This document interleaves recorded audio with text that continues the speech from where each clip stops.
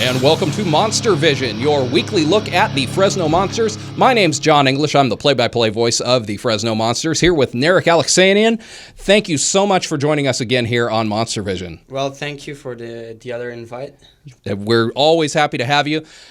Third leading scorer in the league, I think, right now? Second. Second. See, he does keep track. So we're so glad to have you here, really leading the team, leading the charge with this Monsters team as we head toward the playoffs, end of the regular season coming up. You finished up the Selland portion of the season, Selland Arena portion of the season. How did you feel about that Ontario series? You guys took 2 of 3, looked really great in the Friday and Saturday night games, pulling off the win Saturday. Thursday was a little bit tough. Mm-hmm. What were your guys' thoughts? Well, to be honest, the first game, the Thursday's game, was just an absolute shit. Okay. That was just like a midget players against junior players. We didn't play like a Fresno Monster used to play. And I think like most of what happened is we thought it's going to be easy again. And that's what killed us. And trying to come back after 1 minute left to the game, it's not something that every team can do. We scored 2 goals under 1 minute left, but I mean, it's not going to help us in the playoffs. Otherwise, we played very good. It was a completely different game on Friday game, 8-1 victory. And the same thing on Saturday. We played a little bit kind of a roller coaster this weekend, but we have to get better on that. So that's looking like it could be a first-round playoff matchup, you guys and Ontario. I imagine you learn a little something every time you play these guys in terms of how to approach taking them on. From up in the press box, Romy Huononen seems to be a pretty tough goaltender in there for them. Do you guys have a different battle plan the more you play teams like that as far as thinking ahead and wondering what it's going to be like next time you have to face them? Well, I mean, they have a pretty good goalies. So what we have to do is to strike first, that's for sure, and strike as fast as we can. Mm-hmm. That way will bring down his confidence in him, and we're going to have a better start. Gain confidence on us and bring the momentum in our side. And like the last 2 games, we scored the 2 first goals every single time and we won. And I think we sent them a message that it's not going to be fun as playoffs for them. You know, I heard a little bit of talk Thursday about how to beat you guys. And I wasn't happy to hear it, but it was something that was going around.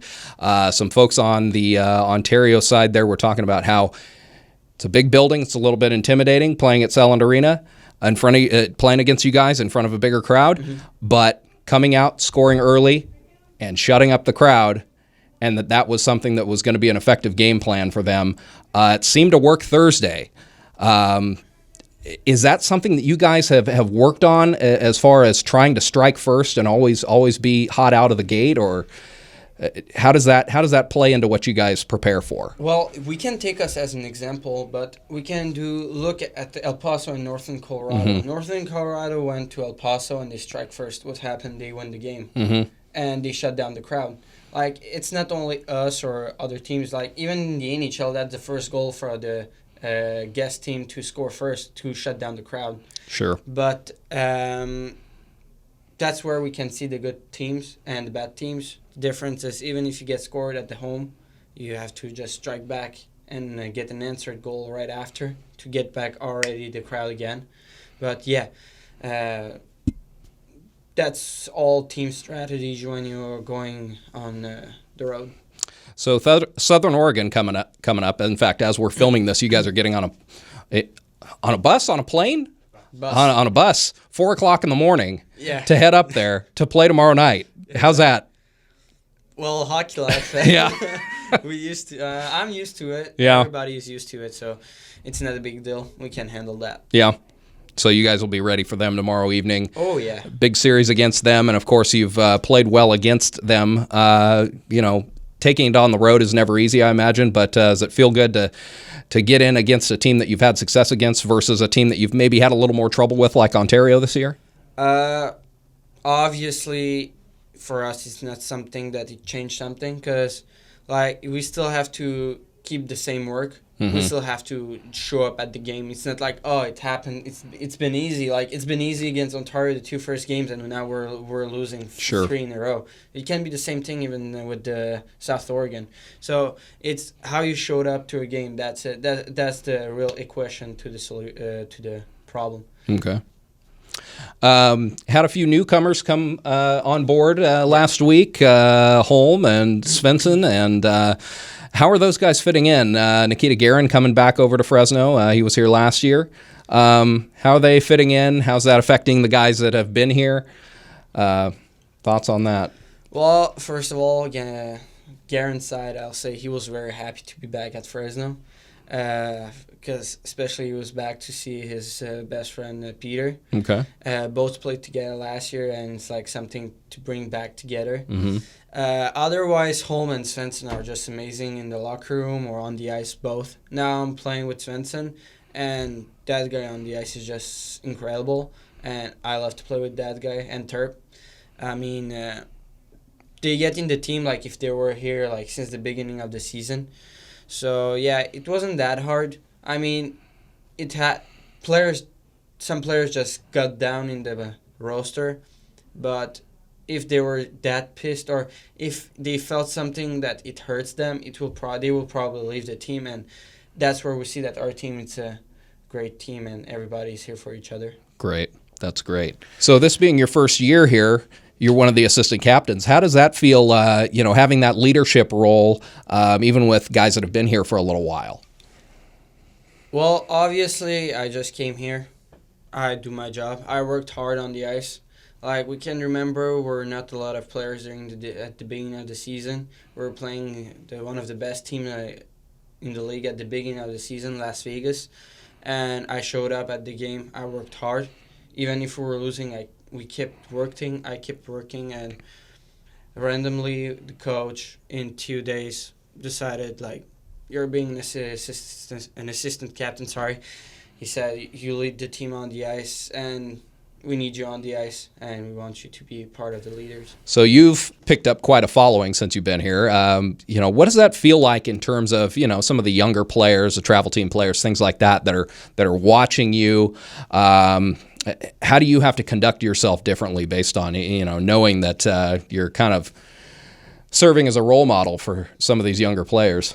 Well, obviously, I don't know how to explain that, but it's a different feeling for us too, because we feel that people want us to be there for them on the ice. They want us to be successful, and when we lose a game, for us it's like a failure for the youngers, because we're not showing the example of being a winner, winning games, or just winning in the life.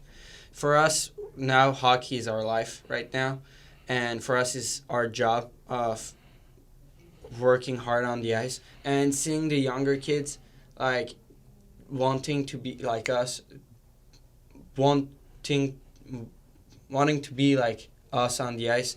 It's something for us that it's like we did what we needed to do. Yes, we're playing with the Monsters, we're scoring goals, it's fun for us, but when we're seeing the younger kids after the game going on the ice, shooting pucks right after the game, for us it's the job is done. It's pretty sick. I love here. Yeah, that's great. One thing that I've thought about a little bit, with Black Dog Hockey and the broadcast going out everywhere online, we hear from people, on the production side of things. We hear from people all the time watching from all over the place. How does that feel? Does that you have folks watching back home, and how does that feel knowing that you guys are really getting an audience watching you guys, especially as we get closer to the playoffs with how well the team's playing? Well, obviously I was surprised because I'm living in Fresno right now, and my whole family is watching back home. All my friends are watching me on the ice back home. It's like if I'm still playing at home, but it's pretty sick because with Black Dog Hockey, people can follow you, the people that love you and people that support you in your sport and what you're doing. They can see how you're successful on the ice or how you guys win on the ice. So I have to say a big thank you to Black Dog Hockey on that. That's great. And I teased you a little bit at the outset here. We were talking about the scoring leaders in the WSHL, and you are second in the league in scoring right now. How much of that is a competition between you and Turpin? Because for a while there, you were 2-4. I think you're 2-5 now in the league. Do you guys have a little bit of competition going on, or? It all starts after the third weekend at Valencia. It's always been a competition after that weekend. So he been in a fight at under 5 minutes, and me and him were both tied in the points. And he made a bet with Jeff that he gets 150 points like Dylan Mannon. He gets $1,000 from Jeff. Oh boy! And he said, "Now Narek just set me up. I want a 3-game average pointer." And I'm like, "Bro, I want to score too." And since that, me and Turp, even we're in kind of a competition sometimes, we're absolutely amazing together on the ice. We played together since the beginning of the season, and we never changed the lanes. We always been together. Mm-hmm. But yeah, it's a little bit spicy in the ice, and I mean it works. We both have our stats, and it's just amazing playing with that guy. Well, you guys are a lot of fun to watch, and we'll be closing out the month here with the team on the road against Southern Oregon. That's this coming weekend as we're taping this, and then we'll be back in Fresno against Las Vegas March 6th, 7 p.m. Gateway Ice Center, March 7th, 6 p.m. Gateway Ice Center. So 7 on the 6th, 6 on the 7th. At Gateway Ice Center in Fresno. Come out and see these Monsters wrap up the regular season against the hated Las Vegas Thunderbirds. And then it's on to the playoffs from there. We will see how things unfold in the coming month. Narek, thank you so much for taking the time to come see us again here on MonsterVision. For all of us here at the Fresno Monsters, for Darren Redmond, producer, James Carr, my name's John English. And thanks so much to CMAC as well for hosting us. We'll see you out at the rink.